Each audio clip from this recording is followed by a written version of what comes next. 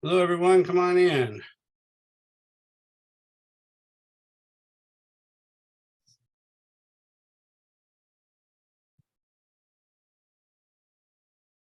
Hello, everyone. Come on in. We've got about 1 minute for class starts. You're welcome to ask me any questions you might have right now. Let me fill out this form.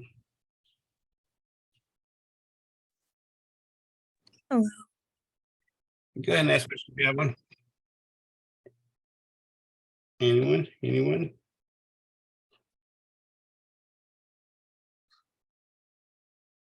I actually had a question. Good work.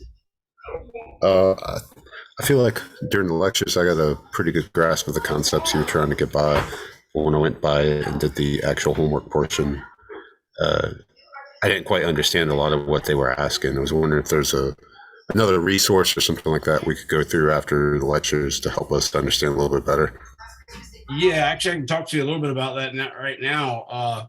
One thing, well, you're in 242 now, so you're actually pretty experienced with the terminology of physics in general, so that's probably not the issue. It's probably more a matter of, oh man, I hurt hurt my face with a pin today. It's not an injury. But if you have a specific problem that you're talking about, that's a little easier for me to get. But to be honest with you, we didn't cover quite as many examples as I'd wanted to. So what I did today was I finally, well, actually last week as well as this weekend, and then today I just finished putting up some more videos, links to my YouTube channel where I've actually worked more examples. What I would say is if you need more examples actually worked out, the best thing you can get is on a Sean's outline. I'm writing it in the comments right now. Yeah, I actually have the Shelms outline. That's what I had started to use towards the end. Yeah. Yeah, there's a college physics one. There's a beginning physics ones. Actually, those are really, to be honest with you, those are better than the ones that you need for this course. However, they don't have the calculus, which of course our calculus-based physics class is a real calculus-based physics class. So it actually you need some experience with calculus-based physics. They have one, physics for scientists and engineers. That's a Shelms outline. It's not as good as those other ones, not in terms of making mistakes or anything like that. Just it's not as many examples and stuff like that. It's not as thorough, but it does have plenty of good examples. Like I said, it might be a little bit easier to parse out which particular problems you're trying to work and what gave you difficulty, but that is the number one complaint for every student in physics is I feel like I understand everything when the instructor is doing it, but then when I go to do it, I don't understand. So usually that gap is filled by finding examples and more examples and more examples and more examples. So as many problems as you can find already solved, where you can actually read them with the solution covered up and then try to attempt to solve them and just think about, what equations I'm going to use, what are they asking for, what kind of units these things have. Okay, well, what about this number? I don't really know what it means, but it has this unit, so it must be a blank. So you can start assigning symbols to it. Sort of the same stuff you did probably for 241, but then try to solve it until you run into a rough spot and then look at the solution and see what they did and start over and then close the solution again and try it again. So that's usually the best way.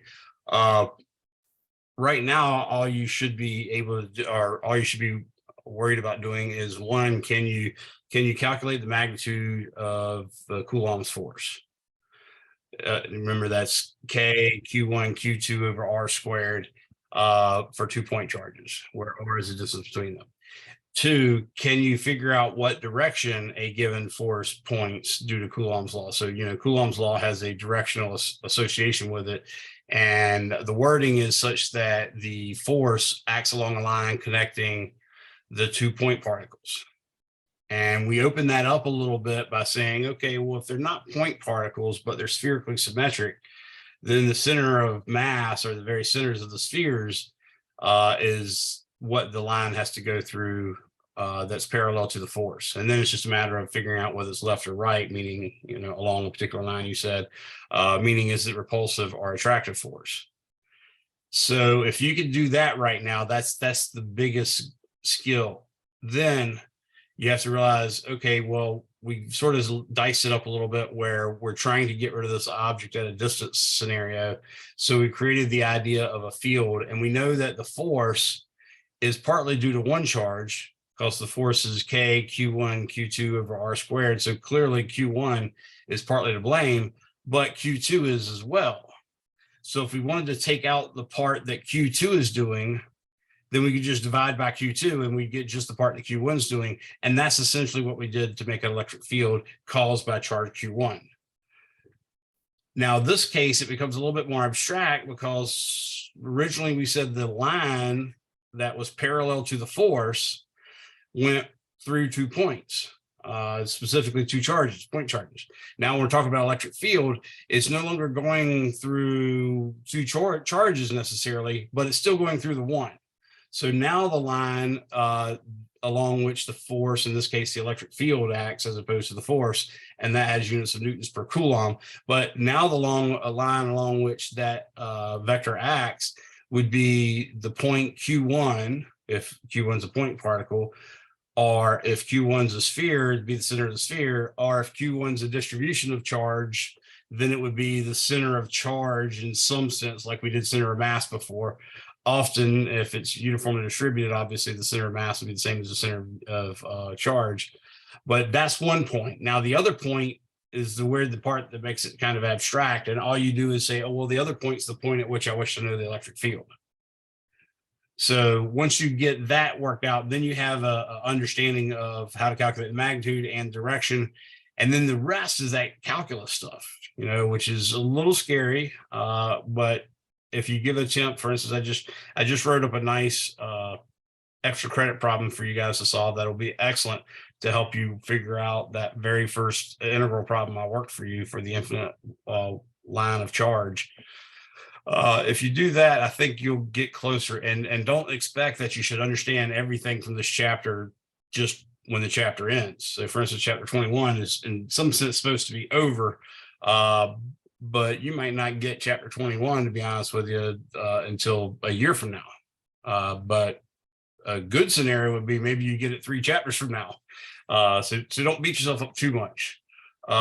Use the homework to try to learn as much as you can. Use the examples in the book, read them thoroughly, see if you can rework them. Not putting a lot of time into making it nice and neat, but see if you could just work those problems out after you read the problem discussion and you've read their solution. Close the book, come back sometime later and see if you can work that problem again. That's your best way to get over that little cliff of I can't get started. So, but by all means, if you want to try to find other stuff, the Shams outlines are good. Other textbooks are great. There is really a limited number of problems that exist regarding, doing full-fledged integrals. So you'll find that a lot of textbooks have exactly the same examples. So if you go to Giancoli, which is what we're using, if you go to Survey, which is another famous book, but that was written by a professor at JMU who's now retired, you're liable to find some of the exact same examples or very, very similar examples. There's another one. It's now Walker's the additional author. There's another book with Walker in it, and that was, I can't even remember the original 2 authors' name. But anyways, that's another one. So all those texts are good. You can also just look online for examples like that. So just, if you need to make an appointment with me, we can work out some details, ask question by question on individual problems in a Zoom session, or you can even meet me on campus somewhere. Or someday. I'm usually there, barring the COVID that I currently have. I'm usually there by 8 in the morning and stay till I start class at 9 on Mondays and Wednesdays, but I stay till 10 on Tuesdays and Thursdays. So that's another time. If you need some other time in the afternoon or something like that, I can either do it by Zoom or I can meet you on campus on another day or something. But don't get discouraged. That first problem, me solving that integral, is in some sense not intended to scare you, but it definitely scares, I would say, very close to 100% of the students that take this class. Anyone else have any questions? Oh yeah, I was telling you the things that you need to know by now. There's a couple other things. mainly need to know the definition of what an electric dipole is. That's supposed to be two equal charges, but opposite in sign, separated by a distance. And then we make a vector called the dipole moment, which is given the symbol P with a vector bar over top, with a vector arrow over top of it. And P's magnitude is the magnitude of the charges. So, one's like 5 microcoulombs, the other is negative 5 microcoulombs. So Q would be 5 microcoulombs. And then the multiplied that charge times the distance between them in meters. So if it's 0.1 meters or 10 centimeters, it would be 0.5 microcoulomb meters or something like that. That would be the magnitude of the dipole moment, and it points the opposite direction of an electric field that a positive charge would go, for instance. So a positive charge would tend to run from the negative towards the from the positive towards the negative, whereas this P vector points from the negative towards the positive. So it's the opposite direction a magnetic field would go. And then now you have a vector for it. Now, once you have that quantity called the electric dipole, it turns out that an electric field will apply a torque to it. That torque is P cross E. That's P vector times the cross with a cross product times E, the electric field vector. And it also has a potential energy given by negative P dot E. So those are really the three major things you got to know in terms of solving problems. Now, in terms of concepts, this chapter is packed full of concepts, as is the next one, chapter 22, which is what we're planning on starting tonight. And that just comes from reading, rereading, looking for examples, looking for demonstrations online. I would tell you, check out the MIT open coursework for some really great demonstrations on that. As those are some of the ones I showed you as well. So that's basically what you should have from 21. I can spend more time on 21 on a case-by-case basis, but since I put the videos up, I think I should be able to get that. And what I'm going to do is I'm going today to take everybody that did their homework by the original due date, and you're going to get an extra assignment of extra credit of 100.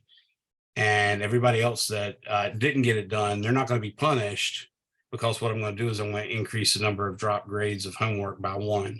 So they'll get zeros if they didn't do it already. And I'm going to give you 100, whether you got a 30 on it or whether you got a 95 on that homework. You're going to get 100 extra credit just for doing it by, I can't remember if I said it to last night at 11:59 or if I said it Sunday at 11:59. But I'm going to move it to next week just because I didn't provide those. I mean, I gave you access to my lab and mastering plenty early. I mean, to my YouTube channel plenty early.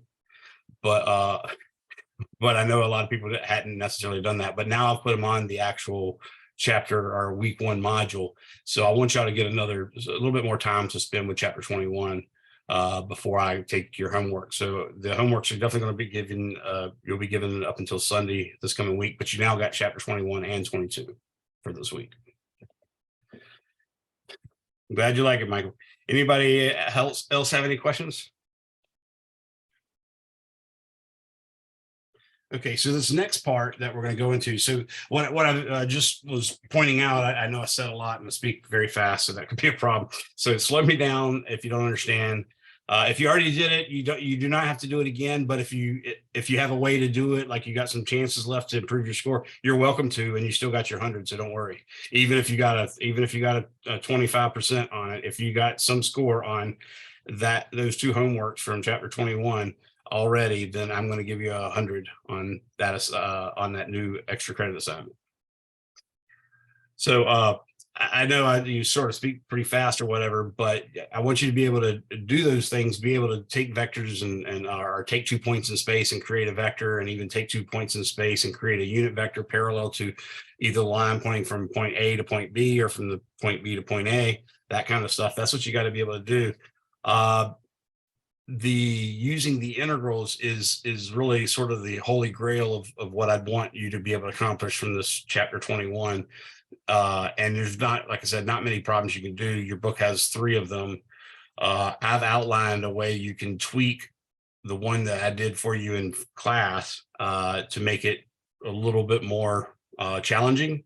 So one way you could assume that you're not in the center and it's not infinite. Another way is that you are in the center, but it is infinite. And that's what one of the extra credit problems were. So see if you can work out that might help you. So we have this new concept of electric force. What we know is like charges repel, unlike charges attract. And we know that the force of attraction, at least, and repulsion, at least between point charges, is proportional to the product of the charges. That means thumbs up, thumbs up. And if it's point particles as well, it's inversely proportional to the square of the distance between them. And that's what we call thumbs up, thumbs down, which means if one goes up, the other one goes down, but in this case, by a very specific amount. So if I increased one of the charges by a factor of 2, the force of attraction or repulsion would go up by a factor of 2. If I increased one charge by a factor of 2, maybe I went from 1 microcoulomb to 2 microcoulombs, and then I increased the other charge, which was say 3 microcoulombs, and I increase it from 3 to 9 microcoulombs, that's by a factor of 3. So if I increase one by a factor of 2 and I increase another by a factor of 3, then the force would be increased by a factor of 6, because 2 times 3 is 6. So that's conceptually how that force works with regards to charge. Now, if you talk about distance, let's say I have these two charges and they're 1 meter apart. If they're 1 meter apart and then I separate them to make them 2 meters apart, that means the R went up, so the F goes down. And since I doubled it, I don't actually cut the force in half. That's what, double versus cut in half. That's what up versus down means. But rather I take the 2, which was multiplied by the distance, and I square it, and that becomes 4, in which case the force will go down by a factor of 4, not a factor of 2. If I triple the distance, it's going to go down by a factor of 9. If I cut the distance in half, it'll go up by a factor of 4. So those are the big concepts that came out of this. And that's generally how point charges behave. We did do a calculation of an infinitely long, infinitely thin, uniformly charged wire. So that's no longer a point particle, but at least in 2 dimensions, like if you looked along the wire like this, so the wire is like there, at least in these 2 dimensions, left, right, up, down, that is a point particle. But if you look from the other side, you see it's infinitely long. And that one, oddly enough, turns out to no longer be a 1 over r squared force. That's a 1 over r force. And that's exactly why if you look in a classroom nowadays, you very rarely see individual light bulbs or individual lights by themselves, like light cans or whatever. You usually see long beams of fluorescent tubes lights, and that is making a light source whose brightness only falls off like 1 over r instead of 1 over r squared, which means if you imagine being 1 meter from the ceiling, it would have certain brightness. But if you go 2 meters from the ceiling, instead of it being a fourth as bright, now it's only going to be half as bright. So it makes the room a little lighter. And the closer you are, of course, to that tube of light, the more it acts like an infinitely long source of light. Now, if you go a little further and you imagine instead of a one-dimensional infinitely long wire, and you imagine instead a 2-dimensional infinitely large plane, so it goes that way for infinity, it goes this way for infinity, it goes that way for infinity, and it goes that way for infinity. If you imagine that kind of plane, turns out, and that's one of the examples that are worked on my YouTube channel as well as in the textbook, in the limit as a circular disk where the radius goes to infinity, that electric field strength is unrelated to the distance between the field, between the point and the source. So that's why they also sometimes will take those fluorescent tube lights and they cover them up with a scattering plane, basically a surface that sort of accumulates all the light, and then it looks like the whole surface of that plastic rectangle is all lit. By doing that, you're bringing it closer to something that doesn't have any brightness degradation as a function of distance away. Obviously, it is still finite, so it has some, but it's still better than even the tubes of light. So that's just a neat kind of parallel that works and hopefully helps you remember that point charges, the force will fall off like 1/r². Infinite line charges, the electric field or force, either one will fall off by 1/r. And infinite planes, the force will not depend on the surface distance from the surface at all. Okay. So now that we have sort of those big concepts, we know about, how to calculate torque with a cross product, which is basically a matrix. If any of you are feeling rusty on that, or you didn't get that very good from your trig class, or you didn't get that very good from your 241 class, by all means, let me know. I do have videos already made of me doing that on my YouTube channel. You can just do a search for cross product. Or probably just the word cross would be sufficient on my YouTube channel, and you'll find me working some out there. But by all means, ask me. I don't mind, waiting after class or meeting you before class, or meeting an office hour, or even a Zoom office hour. Because the main thing is I'm wanting you guys to learn to do the stuff that you need to be able to do for this class. And I don't care if you were supposed to know it already or not. The point is we're going to learn it now. Okay. Anybody have any questions on that? Okay, so chapter 22 is called Gauss's law, and it's really short, and they really don't mean us to spend more than a day on it, and that's pretty much what I'm going to spend on it. But the deal is, it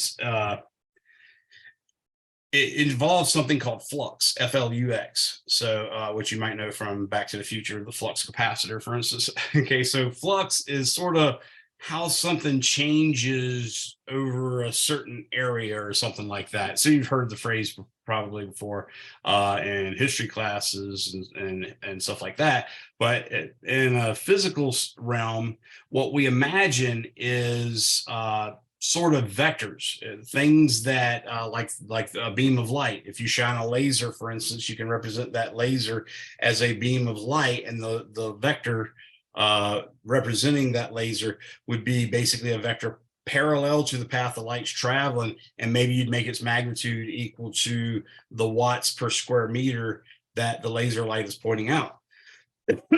Now, what you would like to know is, let's say we have 10,000 vectors in a rectangular array. So they're like, maybe this side has 100 and this side has 100. So that would be 10,000 right there. And you shine it this way.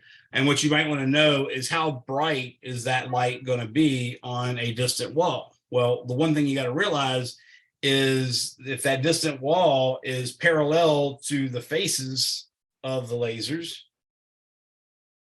then the same amount of light that leaves each individual laser, because lasers go straight and you don't really spread out so much, at least over small distances, the same amount of light that came out of those 10,000 layers will hit that exact same size rectangle.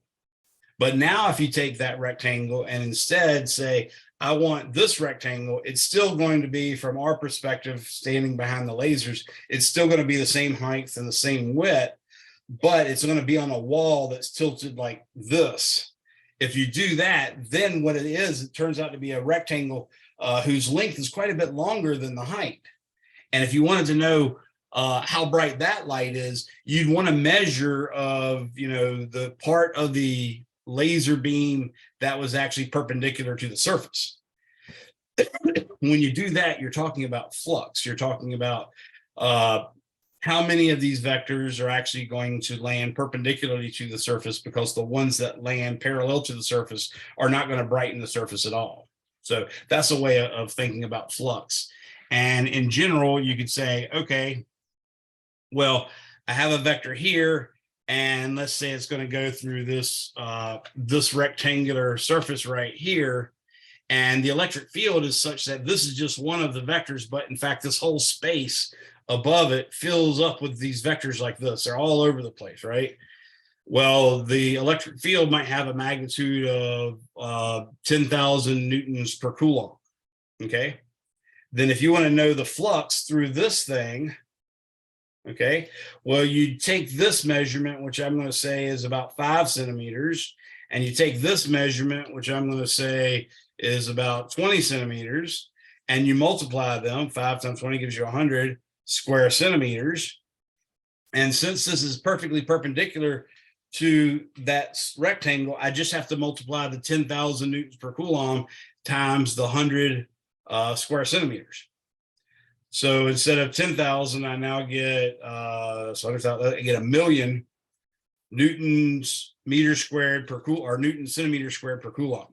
That would be the unit. That's not a SI unit. We prefer you convert that to meters squared before doing it if you want the true SI unit, but it's still a SI unit. So that would be what we call the flux of this electric field represented by this arrow, whose magnitude is 10,000 newtons per coulomb and points straight downward.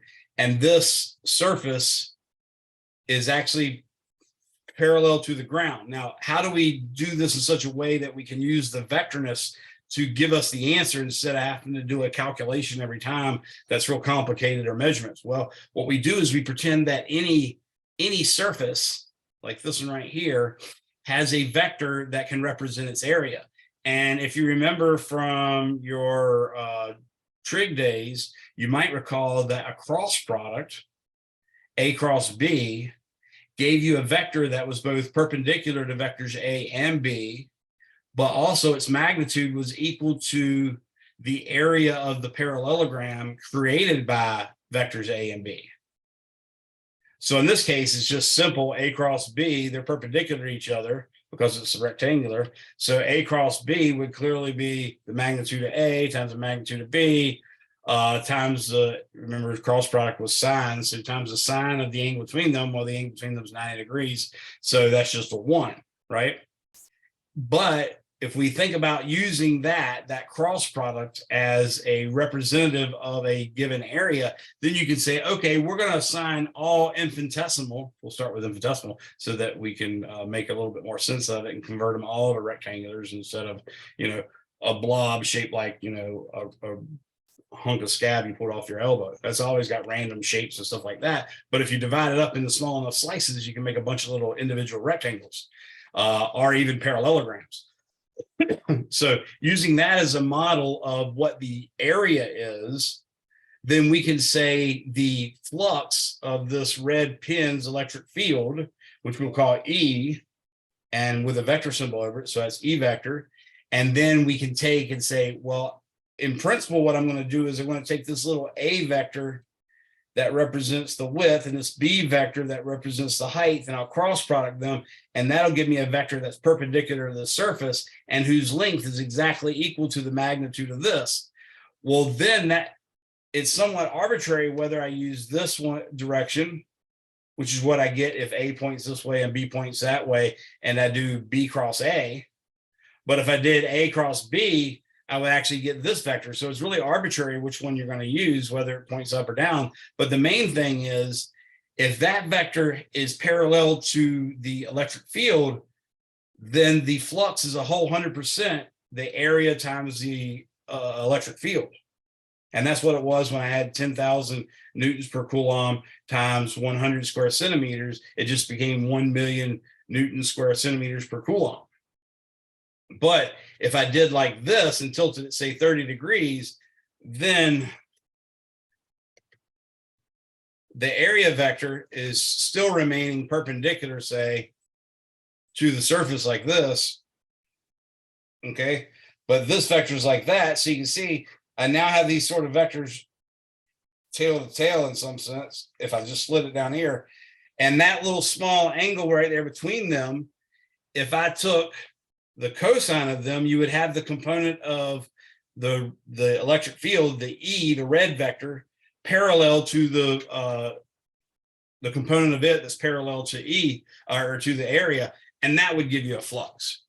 So ultimately, mathematically, that's what we're going to use, so that we don't have to think about all the little nitty-gritty details. That flux, though weird and something you've never probably encountered other than just hearing the words in history and stuff like that, that flux turned out to be something that Faraday and various other physicists of the time figured out was important. And in fact, it's not only important when we're talking about electric fields, it becomes very important when we talk about magnetic fields as well. So let's go ahead and give you some mathematics behind this to make sense of it. So I'm going to share my screen with my iPad. And here it is telling me to download something again, which I literally do like once a week, sometimes twice a week. Waiting. Oh, it's going very fast this time. So yeah, bear with me. This Flux thing is kind of a pain in the butt because it's something you never heard of, but it's actually not that hard. Okay, so now I've got you looking at my document. Okay, so the symbol we use for electric flux is going to be this capital phi, or phi is, I think, the correct pronunciation. So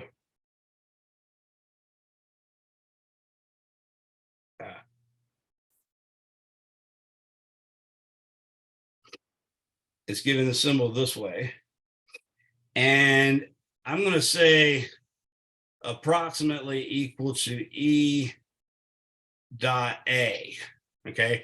And I'm putting that approximately there because that's only in the perfect case where E is a constant throughout all space over which A is, and A is a flat surface. Okay.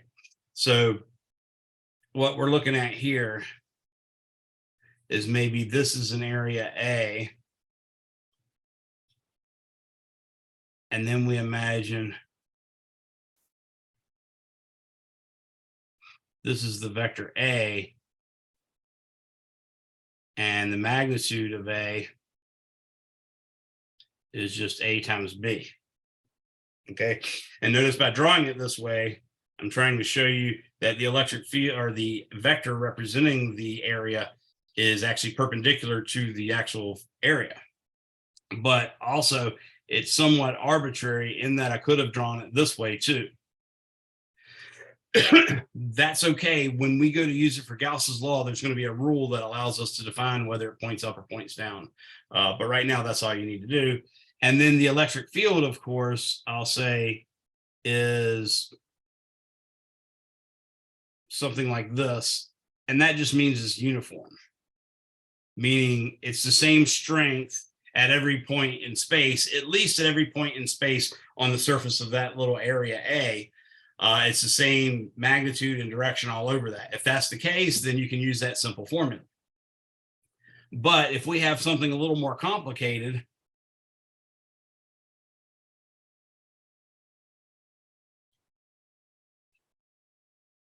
like that's our surface, well, that could be problematic.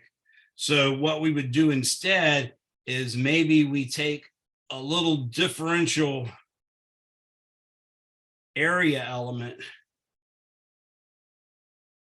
and call that vector dA. And then, of course, we're also considering not only that the electric field is uniform, but now we're considering the electric field is not uniform. So now I'm going to put the electric field, say, this way.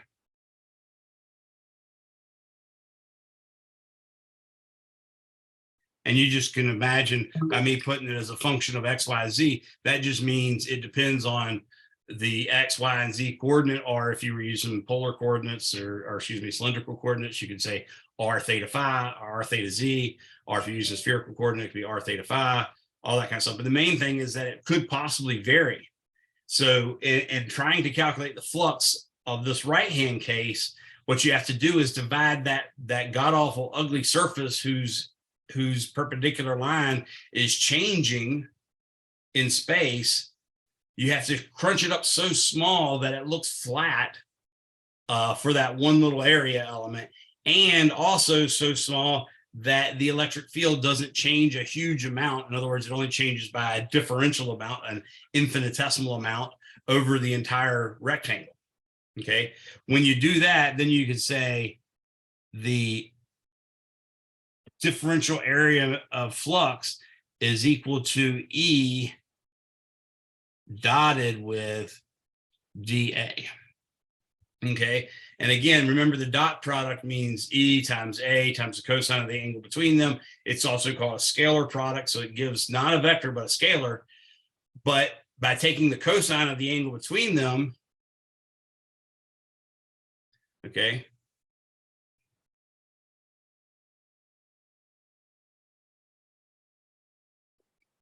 you can say, okay, well, let's imagine this is a triangle, say right here. Okay. And now if I take the cosine of theta and I multiply that by E, then I get the component of E that's parallel to A. So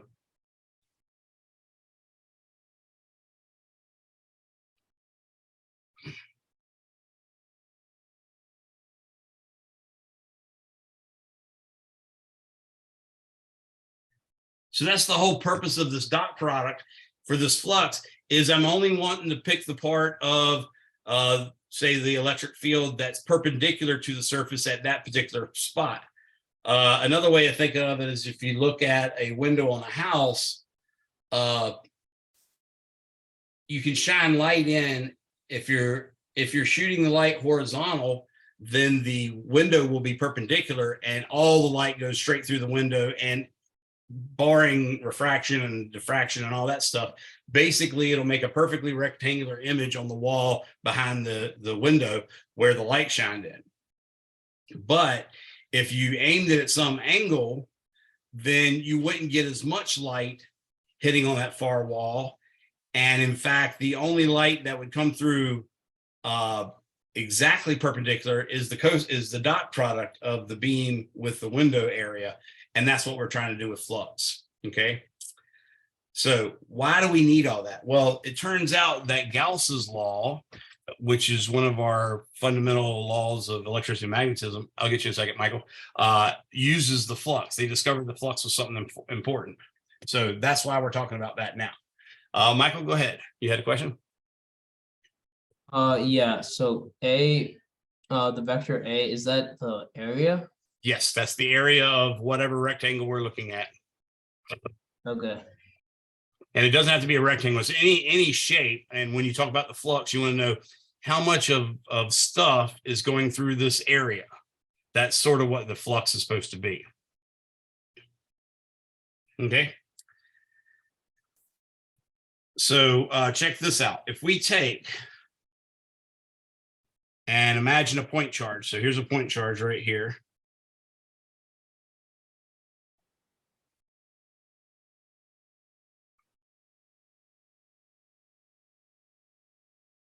And let's say it's a point charge Q. Okay. And we'll say it's at the origin.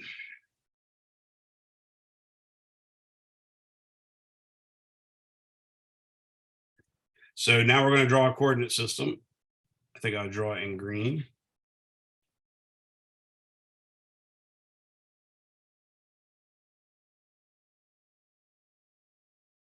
Like that. Okay. That's going to be my x-axis. That'll be my y-axis. And that'll be my z-axis. And now what I'm going to do is imagine a surface enclosing that charge. And specifically, I'm going to imagine a spherical surface enclosing that charge. So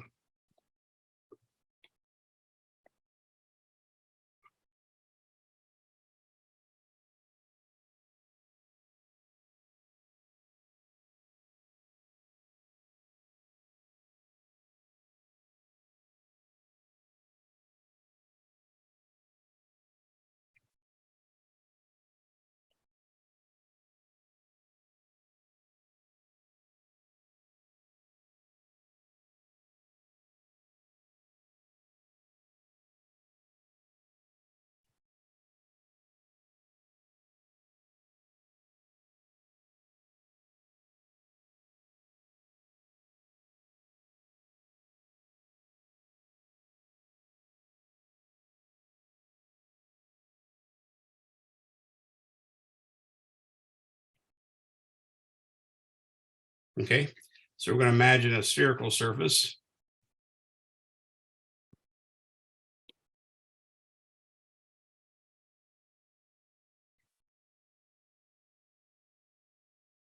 Like that.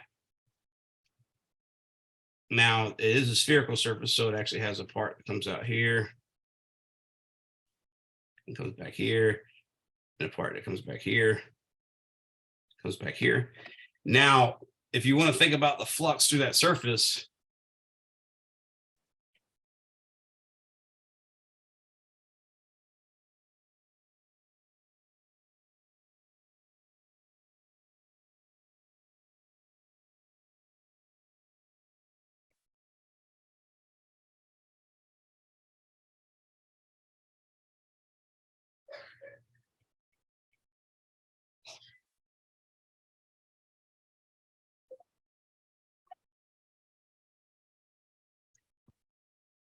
so as you can tell, since I said d phi is equal to E dot dA, that's meant to be integrated. You could say the flux is going to be the integral of the infinitesimal flux, which equals the integral of E dotted with dA. So if you imagine, let's say right here on this little surface, okay, and of course you can imagine it being a little line coming from here to here, a line coming from here to here, a line coming from there to there, and a line coming from there to there. That sort of stretches out what the little patch of area is. That's your little dA vector. The electric field, of course, you know, points, if Q is positive, then it would point away from it. If Q is negative, then if you multiplied that Q by a negative number, or that vector that points away from it by a negative number, it point towards it. So we could just say that E will point exactly parallel to dA. Y'all see that? Does that make sense to you that E and dA are now parallel?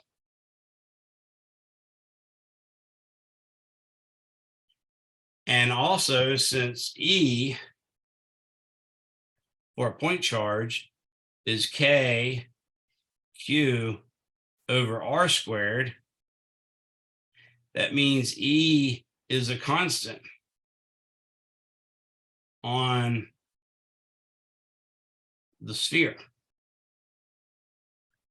So this was actually a quite complex electric field. The electric field, of course, goes to infinity at the origin, and it gets smaller and smaller, like 1 over R squared, as you get further and further away. And, you know, it points a different direction no matter where you are in space. But it always points along a radial line going from the center of the sphere to wherever you're at, or the center of the charge to wherever you're at. Now that's quite complex, but when I calculate the flux through that entire closed surface, which is a sphere here, then I see that the electric field is going to be constant on that each little dA. So I can say E times the integral of dA is what we get, because notice the dot product is just E times dA times the cosine of the angle between them. But we can see from here that theta equals 0 degrees and cosine of 0 is 1. So we're just going to get E times the entire area of the sphere. And anybody recall the surface area of a sphere?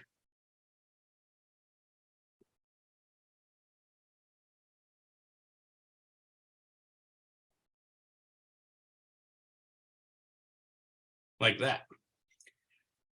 The volume is 4/3 pi r cubed. The area is 4 pi r squared. So this would actually be the flux. Now we know the strength of that electric field. We know that that is in fact Q times K over R squared. And we got this little 4 pi in here. So that tells us something.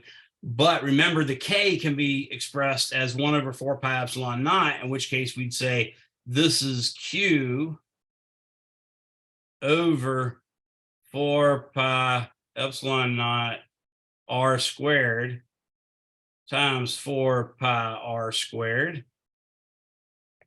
And look what happens. We end up getting Q over epsilon naught is the flux. Okay. Where this Q right here is the charge enclosed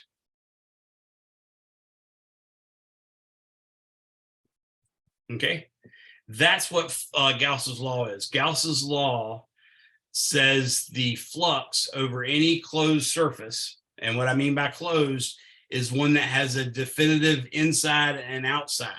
So for instance, if you took the label off of a soup can really, carefully so that it didn't come detached, then it would be basically like almost like a wristband. It would be a label that has a height, that's about the same as the height of the can.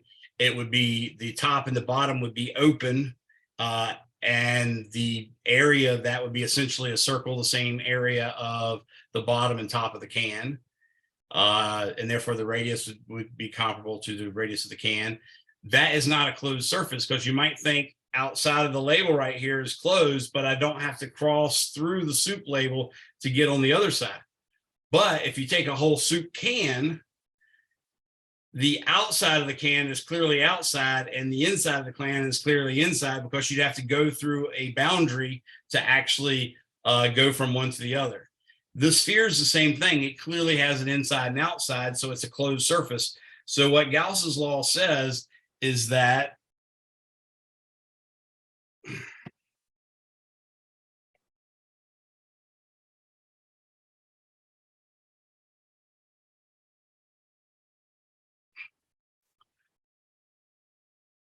the total electric flux,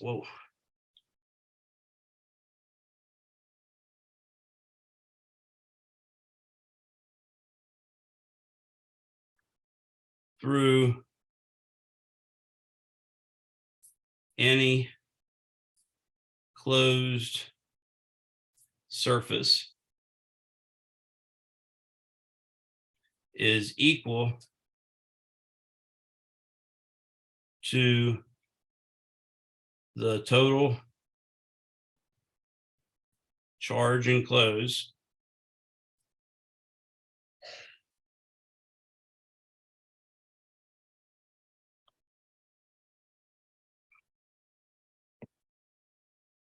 divided by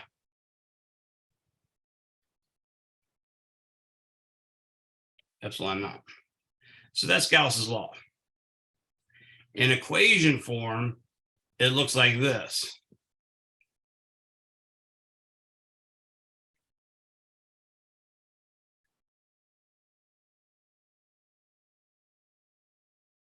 And that's its integral form. And this is what we're going to use. And we're going to use it for, well, the whole semester, just about the whole semester, but definitely we're going to use it pretty strongly for the next 3 chapters. Okay. Because it allows us to compute the electric field, which allows us to compute the voltage, which allows us to compute the capacitance and stuff like that. So all those are things we're going to cover in the future. But that's what Gauss's law is. And notice it just says the electric flux, which is the left-hand side, is equal to the charge enclosed over epsilon naught. We actually used it backwards from what we're going to do the rest of this class mostly. Specifically, the majority of the problems solved in this book using Gauss's law is actually solving this thing, which is an integral equation for the integrand. So we're going to solve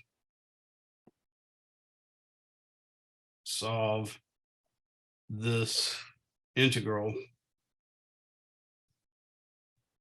equation for the integrand. Now, it is Gauss's law. It's not Gauss's helpful hint that sometimes works, but it's not that useful in the way that those red letters are saying there, unless very specific patterns emerge. So the way we're solving it, where I'm trying to solve for the electric field inside the integral, that can only be done in very high symmetry situations, but the law still holds. It's just a matter of you can't use it that way. You can always take the electric field and calculate the electric flux going through any closed surface, and then multiply that by epsilon 0, and you'll get the total charge enclosed. That's always going to work, but it turns out that that's not something we need to use Gauss's law for anymore. And in fact, if you convert this equation instead of an integral form to a differential equation, that's the way we usually use Gauss's law in, let's say industry or in physics or in, experimentation, stuff like that. But for this class, what we're doing is we're going to use it as an integral equation, and we're going to solve for stuff. So let me show you an example. Anybody have any questions on this before I jump along?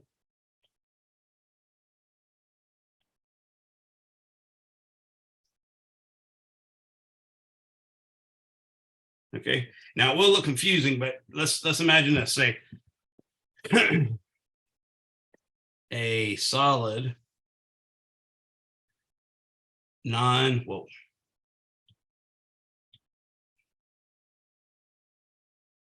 conducting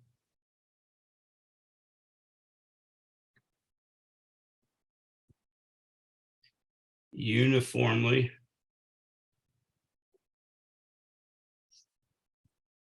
charged sphere of total charge Q. I should know.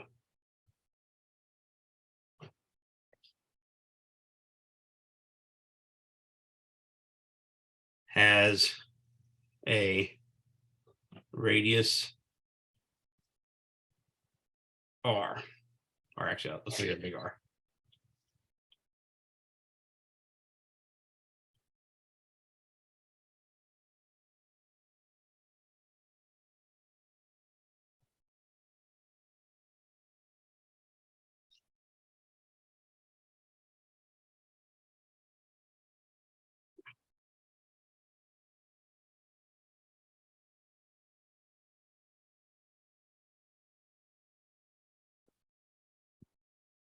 Well, they only want to change colors all of a sudden.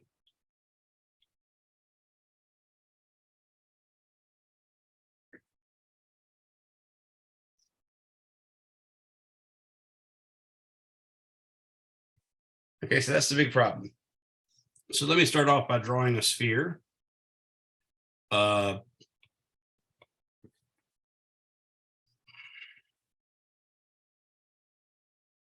so.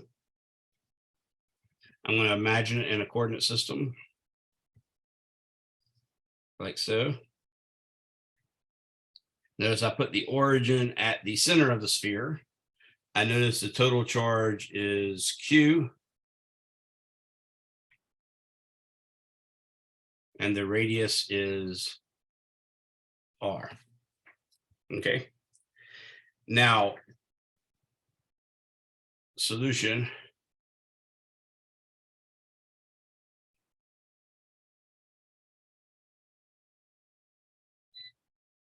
Let's consider the distance away to be R, and I'm going to say R less than big R. In other words, I'm considering a point in space, a distance R from the origin, such that R is smaller than big R. In other words, I'm considering a point in space inside the sphere. So what I'm going to do is I'm going to draw a Gaussian surface.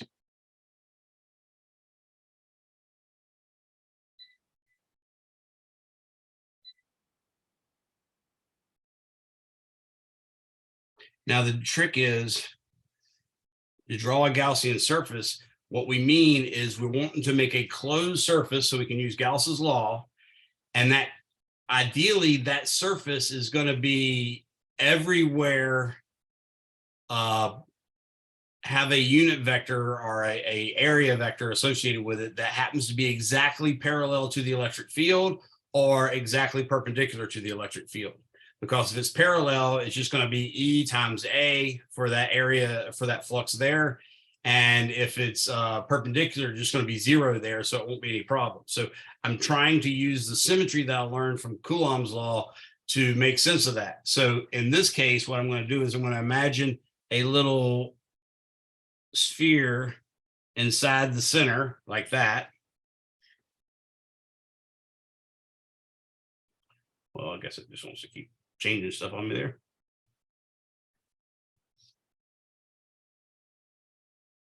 Okay, that's my Gaussian surface. And that's the radius R right there. Okay. Now, the left-hand side of Gauss's law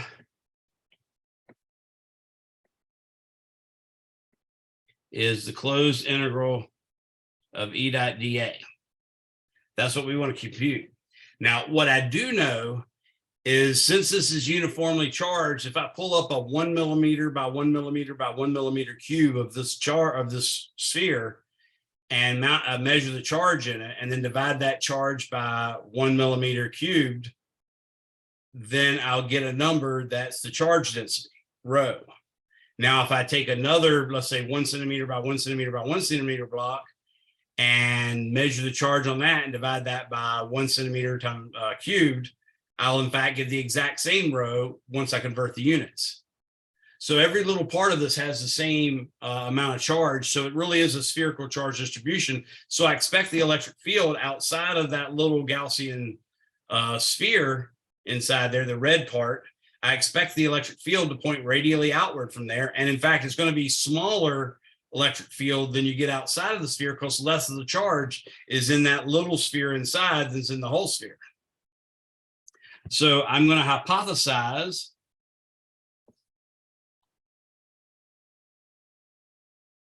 that E is equal to E, a function of R, and then it's going to point in the radial direction. Okay, so I use this little R hat vector. That's technically an R hat from spherical coordinates, which if you look in my week 0 units, you can see about that. I just like having it as something we can use that's concrete. Just remember the R hat vector for any point in space, all you have to do is draw a line from the origin to that point in space and then make a vector pointing parallel outward to that, and then make sure it's only 1 unit long, not 1 meter, not 1 Newton, not 1 Coulomb, just 1 unit long. And that's the R hat vector. Okay.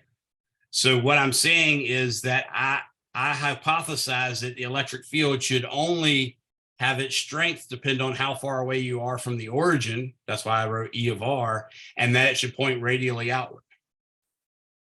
Now on the Gaussian surface, the dA, if you've had Calc 3, you'd know that this dA is R d phi times R cosine theta d theta. But all we have to say is this dA vector is in fact dA, and that it also points in the R hat direction. Okay. So remember I told you it was arbitrary which direction the dA vector points or the A vector points. Well, that's true until we introduce Gauss's law where we're only dealing with closed surfaces. So when you have a definite inside and outside, we can make a definition that allows us to define the direction. And what we do is we say the differential area element vector always points outward from the surface. So in this case, the dA vector is a radial vector. The negative of that would not be the dA vector. Okay, so that's why I wrote dA R hat.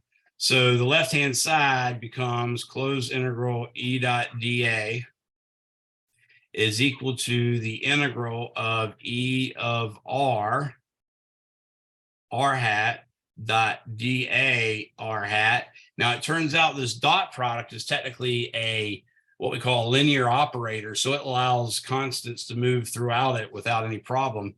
So what I can do is I can, for starters, since we're doing what's called a surface integral, this closed integral E dot dA is actually an integral on a surface.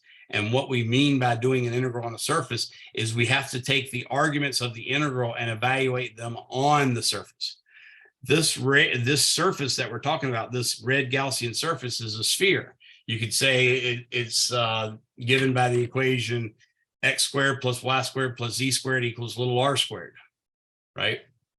So the electric field, which is part of the integral here, the electric field on that surface, since we said it only depends on r, then it's a function of little r, and that little r is a constant, so the E of R can come out in front. And we get the integral, again, since this is a linear operator, we can pull the dA out in front of the dot product, and then we just get R hat dotted with R hat. Now, can anybody tell me what R hat dot R hat is?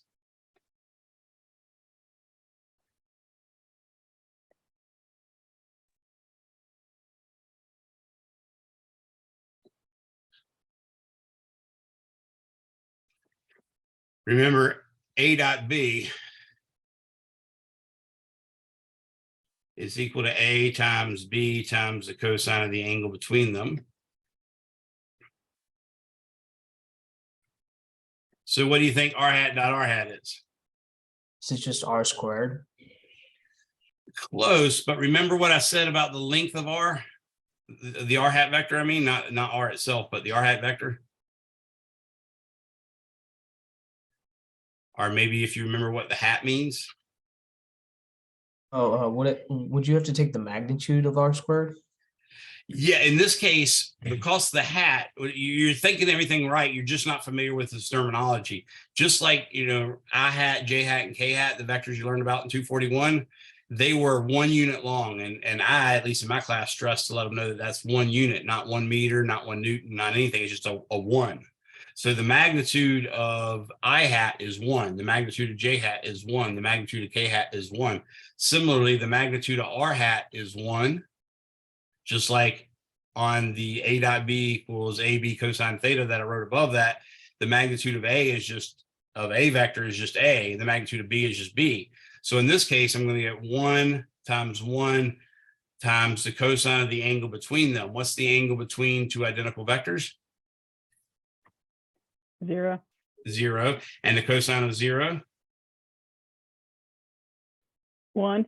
1. And then 1 times 1 times 1 is 1. So that's what happened there. You were mostly answering everything correctly. It just, like I said, you were getting a little tripped up because you don't know that terminology, and that's certainly fine. You're not supposed to have had Calc 3 yet. You're not supposed to have had actually known about spherical coordinates. It's just something that's really nice if once introduced to them, which I do on my YouTube channel, we can just use the symbols. Even though we don't have to know that much knowledge about it, we just use the symbols. So what I now have is an integral of dA, and from the fundamental theorem of calculus, the integral of dA is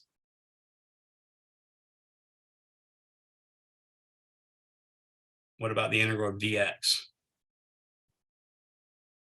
Just A. Yeah, in this case, it's just A, which means the area of the sphere, because we integrated over the whole sphere. So we end up getting the left-hand side is equal to E of R times 4 pi R squared. Does that make sense? Now the right-hand side.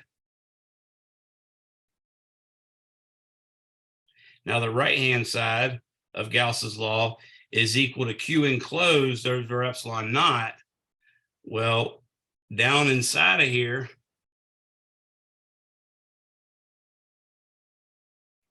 was a charge Q. So it's Q enclosed over epsilon naught. It's just going to be equal to Q over epsilon naught. So now if you take left-hand side equals right-hand side, you get, I'm going to write it right here, E of R times 4 pi R squared is equal to, oh, sorry. I just went off on a tangent. I forgot I wasn't doing the last problem. Hold on. Right where I said right-hand side, we'll stop it at Q enclosed over epsilon naught. So let me fix that real quick. I reverted back to the last problem we did. I'm sorry about that.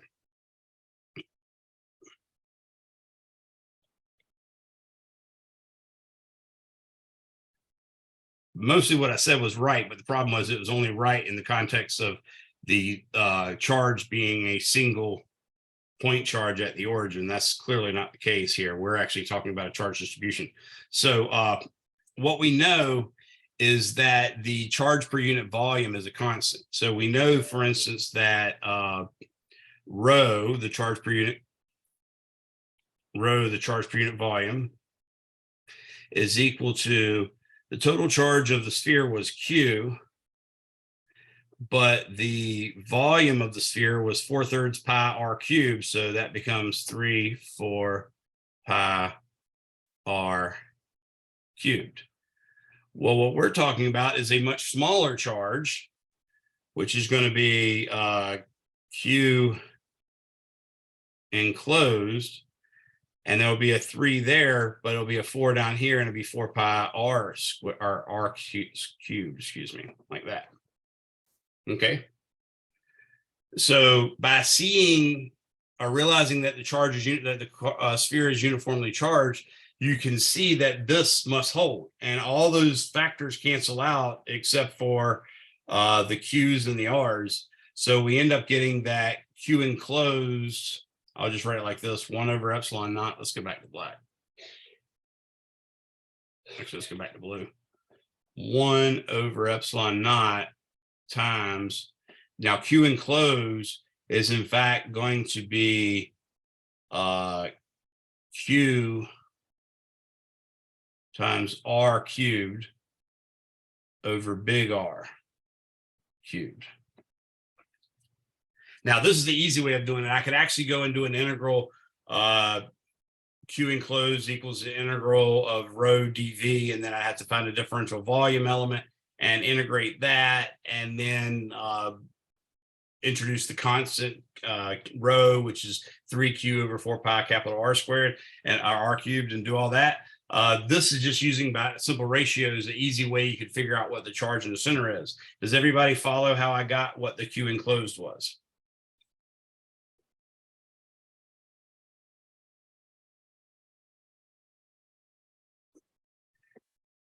If I solve the left-hand side of that red equation, the left two terms, in other words, then I get exactly that result.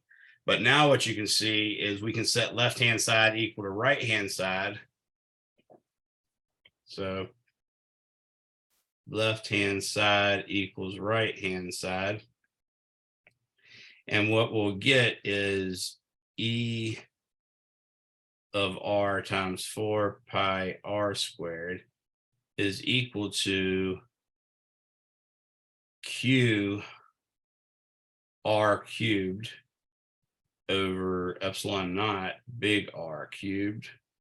You can see now that these two R squareds basically cancel out with all the exponents save 1 on the other side.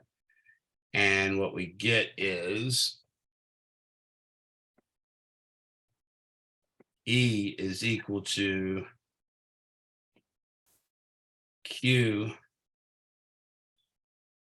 over 4 pi epsilon naught R cubed times R pointing in the R hat direction.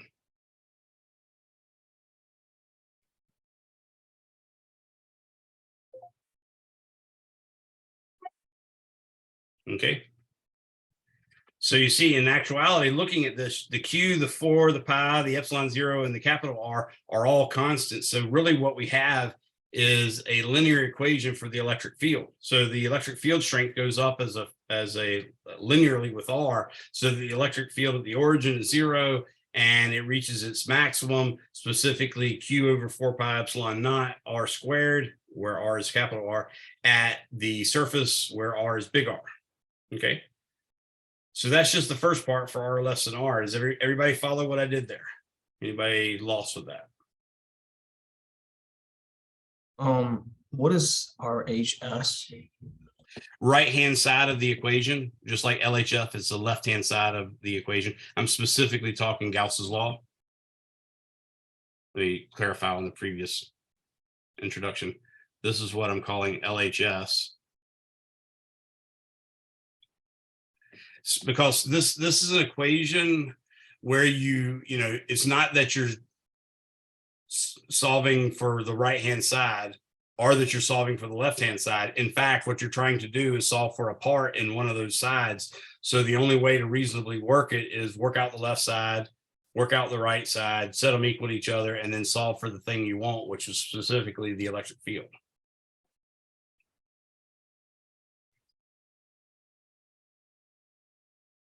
Okay. So recap, the left-hand side was a closed integral at E dot dA. We had hypothesized that E only depended on the distance from the origin. That's because it's spherically symmetric charge distribution. That's what we've discovered from Coulomb's law. And that it would point radially outward, which we also discovered from Coulomb's law. So that's why we said E is equal to E of R times R hat. And R hat, remember, has no units. It's just one number long. And then we also said on the spherical Gaussian surface centered on the origin, the dA vector would just be the magnitude of dA, which I told you in spherical coordinates what you could actually use for that, but you don't need to. That's the whole point, is we're not integrating, but it's also going to point in the R hat direction, which is nice because when you take a dot product, R hat dot R hat, you just get one. So the left-hand side became E of R, R hat dot dA R hat. I used the linearity of the dot product to pull the E of R and dA in front of the first R hat. But the E of R, since we're doing a surface integral on a spherical surface whose radius is R, the E of R is a constant that allowed me to pull it in front of the integral, and the dA was left under the integral. And if the integral of differential anything is the anything, so in this case, the integral of dA just became the surface area of the sphere once the R hat dot R hat disappeared. So we got E of R times 4 pi R squared. The left hand or the right hand side was Q enclosed over epsilon naught. I almost for a second there screwed up by treating it as a point charge. Don't know why that happened, but anyways, what it is the Q enclosed would be some fraction of the total charge of the sphere. The total charge of the sphere was Q. We were told that it was uniformly charged. So all we have to do is say, well, rho is a constant, and the rho is the total charge per unit volume. So that's little q over 4/3 pi big R cubed. So that's the left-hand side.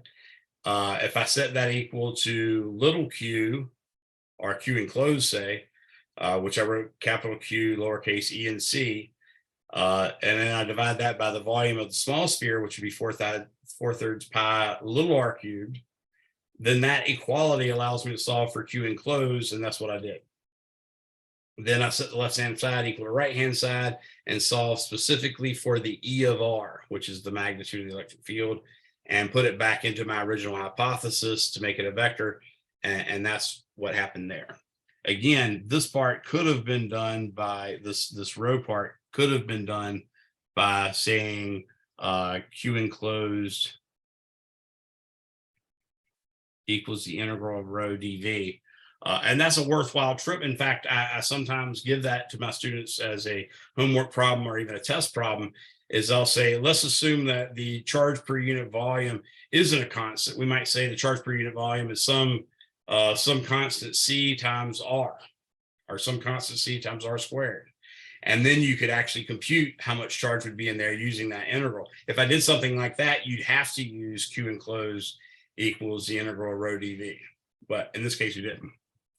So let's go on to the next part, which is for R bigger than A, which is a lot easier. So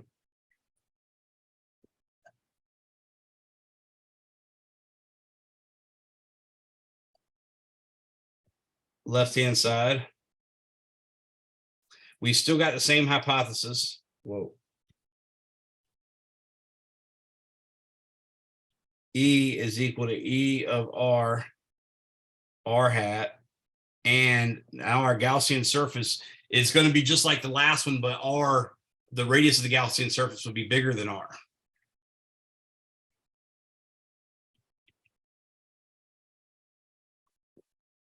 So let me quickly draw that coordinate system.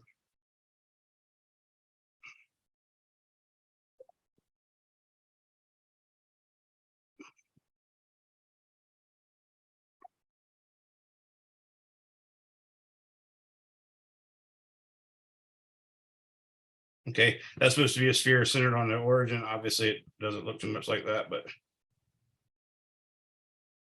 close enough for government work, I guess. Okay.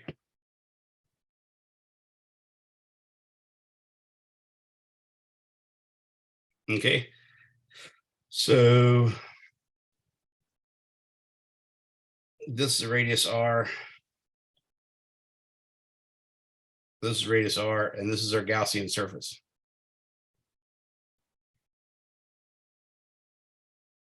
Okay. So the left-hand side is closed integral E dot dA,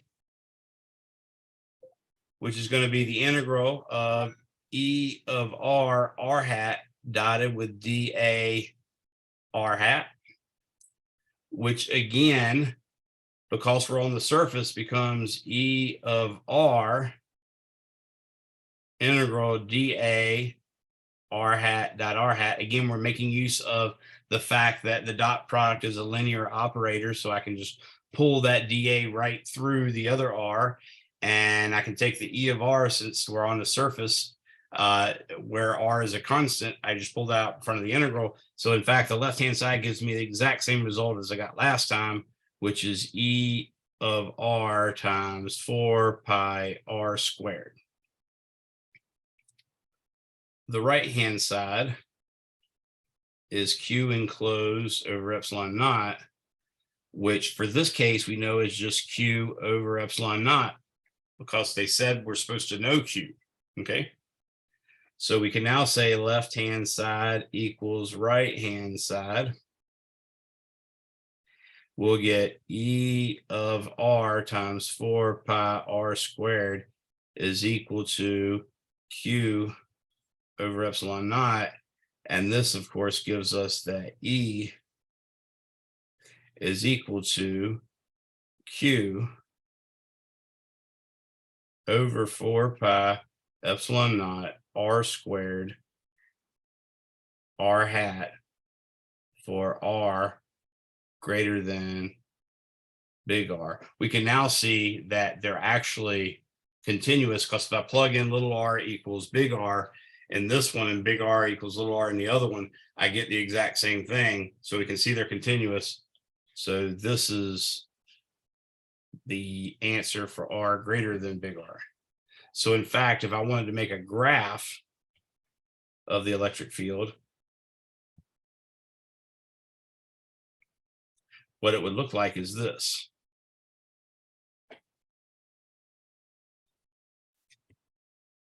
This is the electric field. This is R. This is big R. This is Q over 4 pi epsilon naught big R squared.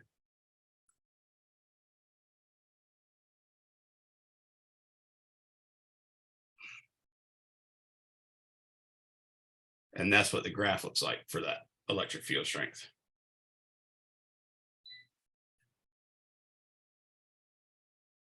Okay.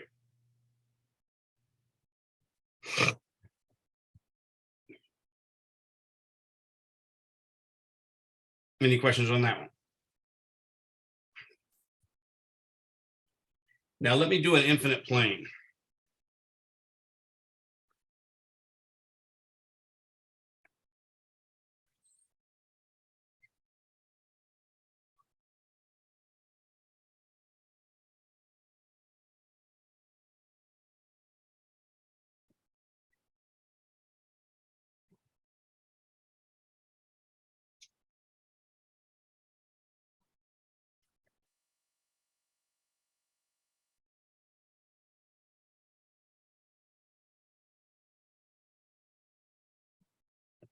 Okay.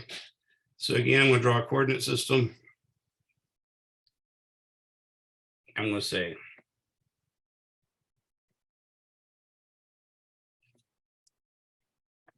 and now I'm going to say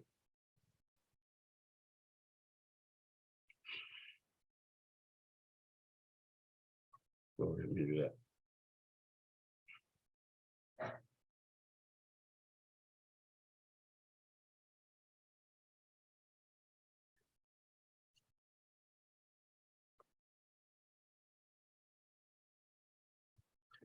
The only scenario here is this goes on for infinity this way and this way and this way and this way. And for convenience, I'm going to say this is my x-axis. We got 2 minutes left. I got to hurry up. This is my y-axis and this is my z-axis. What I'm going to do is I'm going to create a Gaussian surface. Okay, also that has this charge per unit area sigma. I'm going to create a Gaussian surface that is a what we call a Gaussian pill bottle.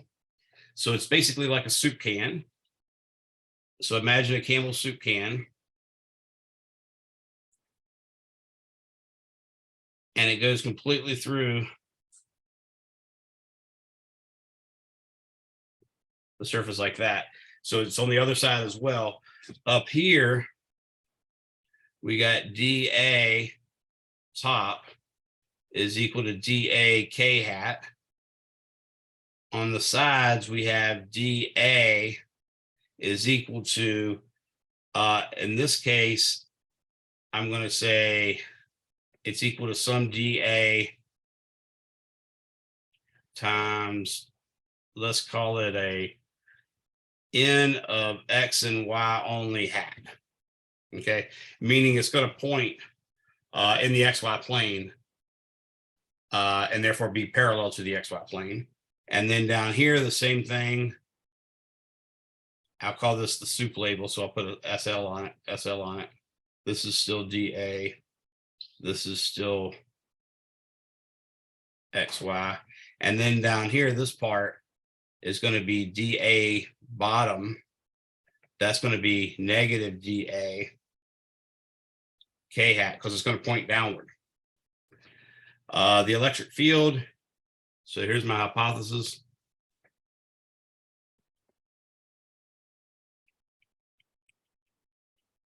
E is going to be a piecewise function. I'm going to say it's E as a function of Z pointing in the k hat direction. Just by symmetry, you wouldn't expect it to have an X or Y component. And then it's going to be negative E of Z k hat for Z less than 0. Okay.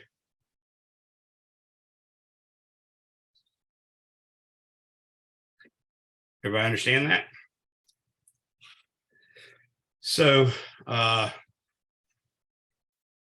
left-hand side actually becomes a little bit complicated. It's got a lot of stuff going on here. So closed integral E dot dA becomes integral over the top of E of Z k hat dot dA k hat plus integral over the soup label E of Z k hat dot dA n hat plus soup label again for the bottom part E of Z k hat dot dA n hat plus integral over the bottom of negative E of Z k hat dotted with negative dA k hat. Okay. So that's all the stuff that's in there. Let me zoom in on it so you can make out what I'm saying. I'm saying E of Z k hat dot dA k hat. That's for the top, that part right there. Notice the next term is for the soup label. And the electric field is clearly pointing this way here and this way down here, but the dA is always perpendicular to it here and here. So this one we can tell because the k hat dot n hat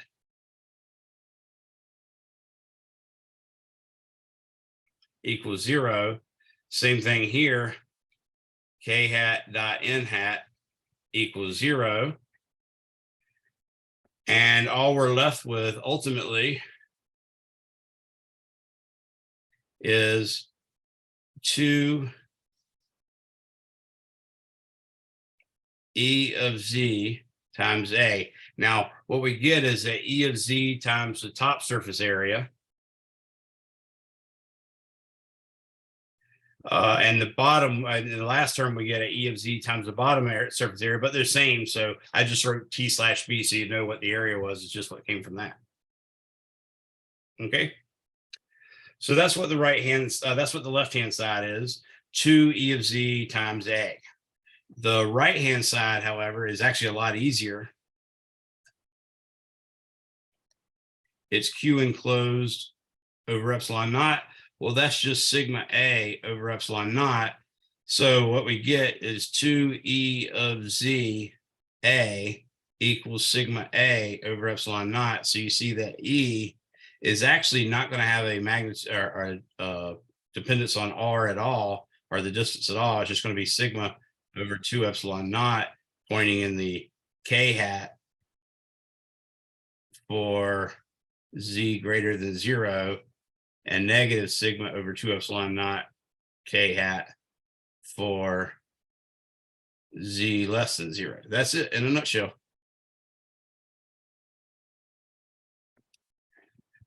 Believe it or not, we're done with that one. And we finished about 3 minutes late. You guys always free to go at the time, but I want to finish that one out to give you another exercise.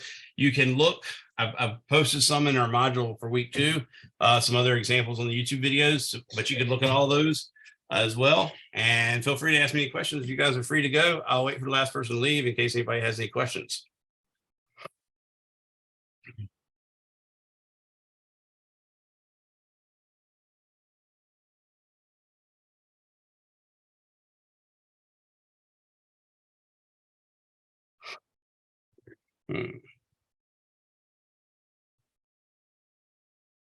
Got chats here with the.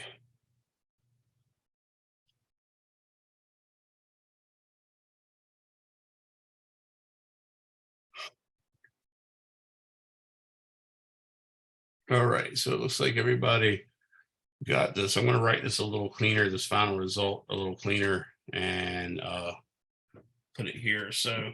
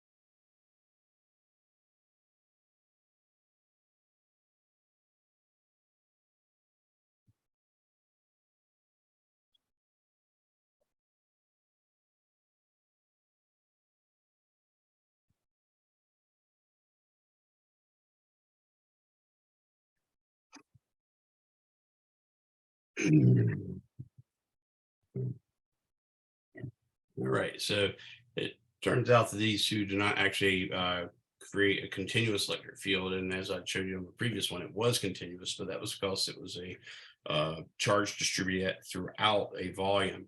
In this case, we have a surface charge, and it turns out physically there's basically a result of Gauss's law, as we've sort of seen right now, that an electric field, at least the perpendicular component of electric field, suffers a discontinuity going across a surface.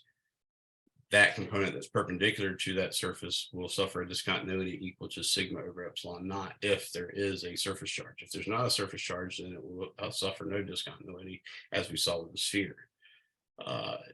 You'll find out that there's a rule basically for components that are parallel to the surface and components that are perpendicular to the surface. And then there's another rule like this for the magnetic field going across the surface, perpendicular components and parallel components as well. And they're actually complementary in that they're opposite behaving. So the electric field and the magnetic field, which we'll study later, act very similar, but in very specific ways, they're exactly the opposite. So I just wanted to write that out so we can now see that when I graph the electric field as a function of z, obviously it does not depend on distance whatsoever, at least in the realm of z being, or in the realm of the plane still looking like it's infinitely large. Now, the other thing is we can take a plate like that one we just showed and put it next to an oppositely charged plate. So we can, for instance, take a plate like this that would be positively charged and a plate like it that would be negatively charged next to it. And the positive charge plate, say,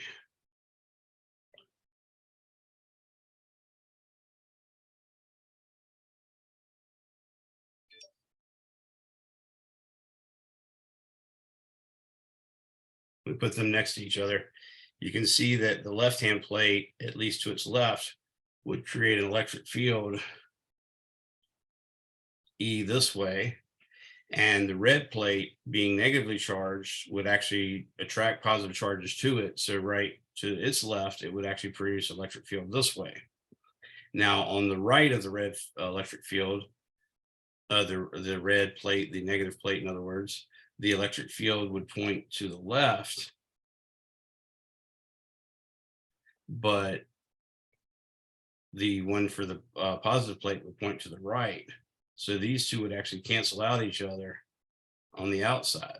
Similarly, on the left-hand side, we see the electric field due to the black positive plate would point to the left, but for the red negative plate would point to the right. And again, these two are canceling each other out. So we get 0, whereas this gets you 2 times E. So that tells you the field inside. So field between parallel plates, and I'll say opposite,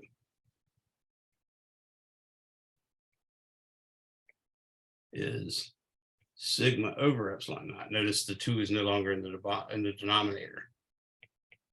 And that's just what we'll use, because it turns out 2 plates like that form what's called a capacitor. And that's sort of like a fast battery, something that we can charge up really fast and discharge really fast. So you can get a buttload of power or a buttload of energy out in a small amount of time. And it can store it for a long period of time, that sort of thing. So it turns out to be a capacitor. And in order for us to understand capacitors, we have to understand electric fields and then voltage. And then once we have understanding of electric fields and how they lead to voltages, then we can figure out that a capacitance is actually the charge per unit voltage. In other words, how much charge it can hold for a given voltage. So if you actually do that process and calculate the electric field, use the formula for the voltage to calculate the voltage from between the sources or between the 2 plates, and then take the charge and divide it by the voltage between the plates, then you actually get the capacitance, and that actually works experimentally to be exactly the right results. So I hope that helps you, and I'm going to call it a day. We'll stop sharing, and I will now end the video. Thanks for coming, everybody. Please check out more videos. I think I might spend some more time either making some more videos or at least showing you some more in class next time before we jump into chapter 23.